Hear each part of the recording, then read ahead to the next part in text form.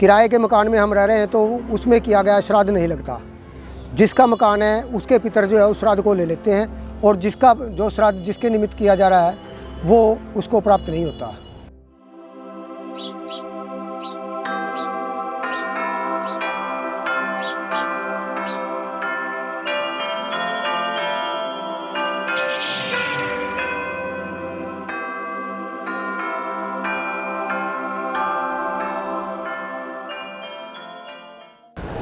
मित्रों, व्यक्ति अपने आप में कुछ होता नहीं, वो असल में कुछ परंपराओं का वाहक होता है। उसके कुछ संस्कार होते हैं, उसके कुछ मूल्य होते हैं, वही उस व्यक्ति के व्यक्तित्व को आकार देते हैं, उसी से वो पहचाना जाता है। तो हमारे बहुत सारी परंपराएं, बहुत सारी विरासतें होती हैं। उनके पीछे हम व्याख्याएं दे सकें या ना दे सकें, पर हाँ वो होती हैं और वो हमारी पहचान से जुड़ा मामला है।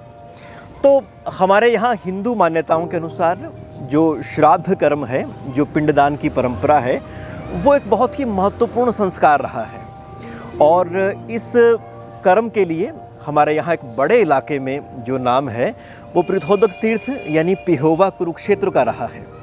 तो आज एकादशी का दिन है, मैं यहाँ इस तीर्थ पर हूँ और श्राद्ध पक्ष चला हुआ है। तो श्राद्ध के विषय में, पिंडदान के विषय में, ये किस तरह की परंपरा है, किन लोगों को करनी ही होती है और किन बातों का ख्याल रखा जाए, तो ऐसी कुछ चीज़ें हैं जो लगातार हमारे सबके दिमाग में कहीं ना कहीं रहती हैं। तो इन सब चीज़ों के ऊपर एक तरह से कहें तो रोशनी डालने के लिए हमारे पास आज श्री विनोद कुमार पचौली जी हैं।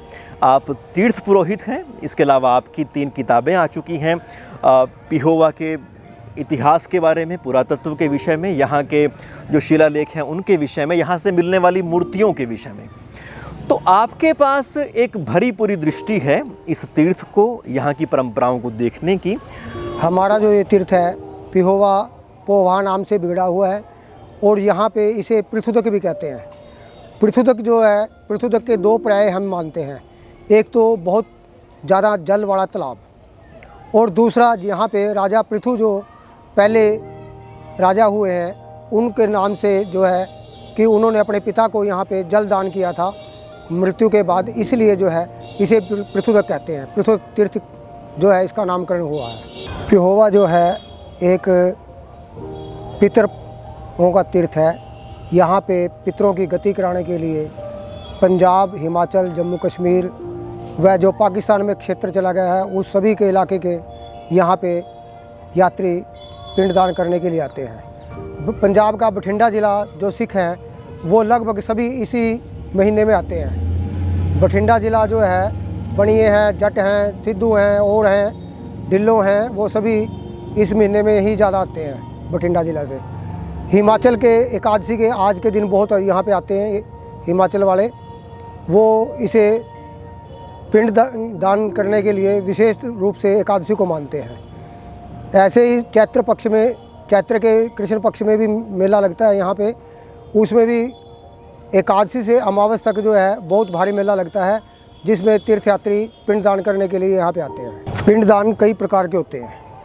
एक तो तीर्थ के पिंडदान, श्राद्ध, और एक जो है वार्षिक पिंडदान जो है, जैसे घर पे वर्षी करते हैं, वार्षिक श्राद्ध करते हैं, उसमें जो पिंडदान करते हैं उसे वार्षिक पिंडदान कहते हैं। वो घर पे भी कर सकते हैं, यहाँ भी कर सकते हैं। एक क्रिया के पिंडदान होते हैं, कुछ यहाँ पे करते हैं आके, बहुत से पंजाब के जहाँ पे महाब्राह्मण आचार्य नहीं मिलते वो यहाँ पे आके क्रियाक्रम कराते हैं। और ऐसे ही शुद्ध पिंडदान जो षोडशी हैं, 16 पिंड होते हैं, वो यहाँ पे आके करते हैं। और नारायण बलि के नाम से भी पिंडदान यहाँ पे आके करते हैं। जो पिंडदान है वो तो पितरों के लिए ही होते हैं। नारायण बलि भगवान विष्णु के नाम से जो है 16 पिंड उन्हीं के नाम से ही होते हैं, और उसमें जो है उनके नाम से जप होता है, जो भगवान विष्णु के लिए ही होता है। जो पितर हैं वो विष्णु लोक के चले जाएं, इसलिए जो है विष्णु के नाम से जो है पिंडदान और वो जप किया जाता है। फल्गु भी 2 मान्यता है। एक तो गांव फरल के बीच में जो कैथल ज़िले में है, और दूसरा फफड़ाना जो करनाल ज़िले में असंध के पास है। दोनों गांव वाले अपने फल्गु को असली कहते हैं। और ऐसे ही जो है पांडु और पिंडारा जो है गांव है, वहाँ भी जो राजा जीन थे उन्होंने जो है वहाँ पे वो तीर्थ बनाया था कि पितरों के लिए ये तीर्थ बनाया गया है। ये जो तीर्थ पिहोवा है, यहाँ पे 882 ईस्वी का शिलालेख मिला है जो पिहोवा मेला से संबंधित है। उसे राजा भोज का शिलालेख कहते हैं। उससे पुराना जो है ग्रंथों के बीच में मिलता है, लेकिन कोई और साक्ष्य नहीं है। पर 892 ईस्वी का साक्ष्य जो है यहाँ पे मौजूद है। उस समय भी यहाँ पे पिंडदान कराने के लिए तीर्थयात्री आते थे और वो बहुत दूर दूर से आते थे। यहाँ पे एक शिलालेख और था, महेंद्रपाल प्रशस्ति। उसमें कुछ गांवों का दान करने का बारे में बताया गया था। वो आजकल लखनऊ म्यूज़ियम में है। तो उसके बीच में जो है कुछ गांवों के दान किए हुए का बारे में विवरण है। वो आसपास के ही गांव हैं, पर जो इतिहासकार मानते हैं वो उनको लाहौर के गांव को मानते हैं कि लाहौर में ये गांव लाहौर में थे। पर मैं जो है उनको जो है यहीं आसपास के गाँव के बीच में ही मानता हूँ। एक यहाँ पे लगी हुई सरस्वती मंदिर के बाहर लगी हुई जो चौखट है, वो रति प्रति और कामदेव जो है चौखट है। उस चौखट का जो पूरा विवरण जो है हर्षचरितम में मिलता है। वहाँ पे ये राजश्री की शादी के बीच में बनाई गई लिखी गई है। इसका ऐसे का ऐसा पूरा ब्यौरा जो है वहाँ पे मिलता है। ऐसे ही यहाँ पे एक और छोटी सी मूर्ति है, हंसवाही विमान, उसका भी पूरा का पूरा वर्णन हर्षचरित में मिलता है। एक ब्रह्मा जी की मूर्ति थी, वो यहाँ से प्राची से चोरी हो गई है। और कई मूर्तियाँ हैं जो हर्षचरित में वर्णन है और यहाँ पे यहीं से वो प्राप्त हुई हैं। जो यहाँ पे तीर्थयात्री आते हैं पिंडदान करने के लिए, हम यहाँ पे चावल के आटे का प्रयोग करते हैं ज़्यादातर। पर जिनको पता है वो गुड़ से भी करा सकते हैं, आंवले से भी करा सकते हैं, बेर से भी करा सकते हैं। ऐसे जो है अलग अलग जो है ग्रंथों के बीच में इन सभी चीज़ का वर्णन है। वैसे तो जो है पिंडदान करने के लिए उबले हुए चावलों का कहा गया है कि उबले हुए चावल जो है उससे पिंडदान करना चाहिए। जो ये ब्रह्मांड है ये भी एक पिंड है और जो हमारा शरीर है वो भी एक पिंड है। जो मृतक प्राणी है उसे दोबारा देह रूप में देने के लिए भगवान विष्णु व उस प्रेत के नाम से यहाँ पे पिंडदान किया जाता है। तिल के तेल से जो है वैसे तो लिखा है, पर जो भी कोई ले आता है सरसों का तेल ले आता है, सरसों के तेल से दिया जला देते हैं। और जो कोई घी ले आता है तो घी के तेल से जला देते, घी से जला देते हैं। चावल का आटा है, तिल है, जो है ये राई है, ये सलारा है और पीली सरसों है, चावल हैं, कुमकुम है। ये जो है सारी सामग्री होती है उसके जो है पिंडों में प्रयोग होती है। आजकल तो लगभग जो है प्रेत पीड़ा पितर पीड़ा जो है सभी को है। उसके कई कारण हैं। एक तो हम अपने निवास से बाहर दूर चले गए हैं, हम अपने समाज से कट चुके हैं। दूसरा, अगर हम कहीं रहते हैं तो हम किराए के मकान में रह रहे हैं। अगर किराए के मकान में हम रह रहे हैं तो उसमें किया गया श्राद्ध नहीं लगता। जिसका मकान है उसके पितर जो है उस श्राद्ध को ले लेते हैं और जिसका जो श्राद्ध जिसके निमित्त किया जा रहा है वो उसको प्राप्त नहीं होता। ऐसे ही हम आजकल लोहे के बर्तन में जो है श्राद्ध करते हैं। लोहे के बर्तन में जो है स्टील के लोहे के में जो है श्राद्ध नहीं लगता। इससे अच्छा तो किसी भी पत्ते के ऊपर जो है श्राद्ध कर दिया जाए तो वो भी लगता है। खीर का जो श्राद्ध है, खीर से किया गया श्राद्ध 1 वर्ष तक जो है पितरों को तृप्त रखता है।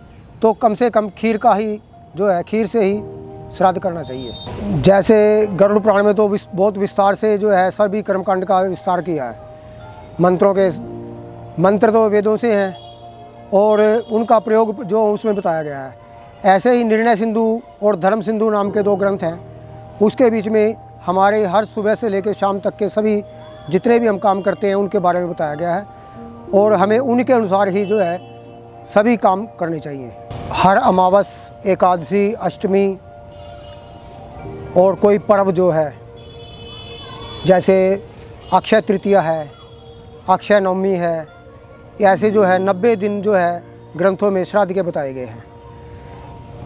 जैसे 17 श्राद्ध श्राद्ध पक्ष में पूर्णिमा से अमावस तक और पहला नवरात्रा।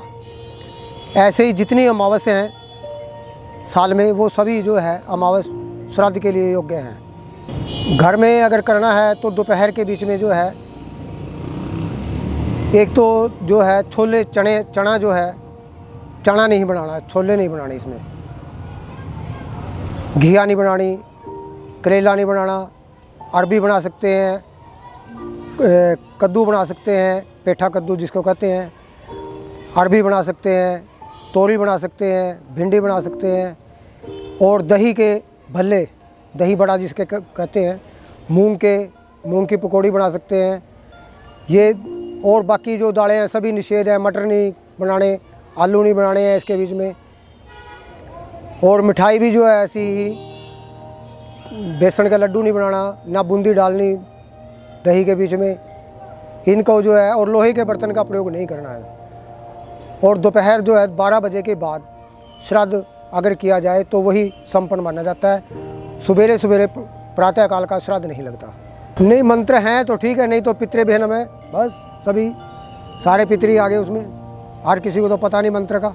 श्राद्ध में जो बुलाना है वो ब्राह्मण को ही देने का फल है। पहले जो है उसके एक दिन कम से कम पहले जो है निमंत्रण देना चाहिए, और दोपहर में ही श्राद्ध करना चाहिए, उसी का फल है। उनका पैर धोने हैं, उनका हाथ धुलाने हैं, उनको अच्छा आसन देना बैठने के लिए, आराम से बैठ के जो है उनको भोजन कराना है एकांत में। वैसे ही जो है फिर उनको फल प्राप्ति है। दक्षिणा है, फल है, दक्षिणा है, वस्त्र है, जैसे भी जिसने देना है। थोड़ा वस्त्र है, थोड़ा दे दो, ज़्यादा दे दो। पहले तो यहाँ पे बहुत ही सिखाते थे, अब जो है कम आते हैं। पहले जो है अमावस से अगले दिन पड़वा जिसके कहते हैं, प्रतिपदा, उस दिन जो है बठिंडा ज़िला, फिरोजपुर ज़िला, फरीदकोट ज़िला, मोगा का इलाका, कोई भी 6-7 ज़िले ऐसे हैं जो बहुत ही ज़्यादा आते थे। अब जो है जो तंग होता है वही आता है, वैसे आम रूटीन में नहीं आते। अब अंतर जो है 30 साल से लगभग ज़्यादा हो गया है, उससे पहले बहुत आते थे। किसी भी भंडारे में, लंगर में साधु को खिलाने से जो है तो पितृपीड़ा दूर नहीं होती। अगर पितृपीड़ा दूर करनी है तो यही एक तरीका है, और कोई नहीं है। अगर पुत्र नहीं है किसी के तो पुत्री भी कर सकती है। पुत्र और पुत्री संतान में दोनों ही आते हैं, लेकिन पुत्र जो है दोहता जो जिसे कहते हैं, उसका जो है विशेष रूप से महत्व कहा गया है। नाने का जो है श्राद्ध करने के लिए भी, और नाने के नाम से भोजन कराने के लिए भी, जो अगर कोई ब्राह्मण ना मिले तो अपने दोते को, चाहे किसी भी जाति में है, वो अपने दोते और भांजे को भी भोजन करा सकते हैं ब्राह्मण के स्थान पे। महाब्राह्मण जो है यहाँ पे, उनको दान देने का निषेध किया गया ग्रंथों में। चाहे वो कितने भी तपस्वी हों, कितने भी विद्वान हों, उन्हें दान नहीं देना। वो जो है उनको सिर्फ संस्कार के समय और 10 दिन तक ही पूजा जाता है। 10वें के जो है उनको भोजन कराने के बाद ही फिर दूसरे ब्राह्मण को जो है भोजन कराने की आज्ञा दी गई है ग्रंथों ने। उनको यहाँ पे जो महाब्राह्मण पेवा में हैं, वो वाल्मीकि और जो रविदासी हैं उनके पुरोहित हैं। हाँ, गुरु गोविंद सिंह का है, मेरे पास है, वो दुकान में रखा है, फ़ोटो है उनकी साइनों की। उनका लड़का भी आया यहाँ पे, फतेह सिंह, उसके भी साइन है मेरे पास। यहाँ पे ये पापंतक घाट है।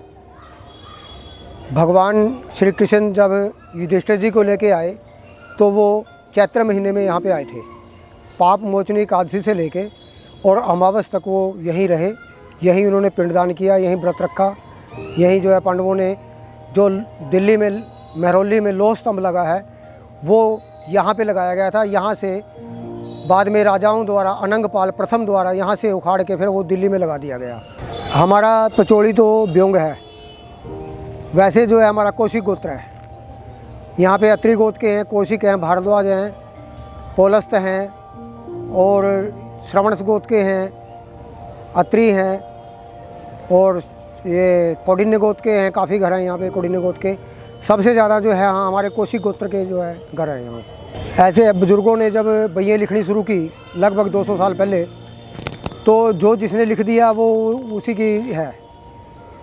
आगे से आगे बंटवारा होता रहा, जैसे जैसे परिवार बंटते रहे तो वहाँ पे जो है उनके आपस में लिखित रूप में जो है बंटवारा बहियों में लिखा मिलता है कि ये गांव उसका है, ये गांव उसका है, ये गांव उसका है, या ये गांव साजे का है।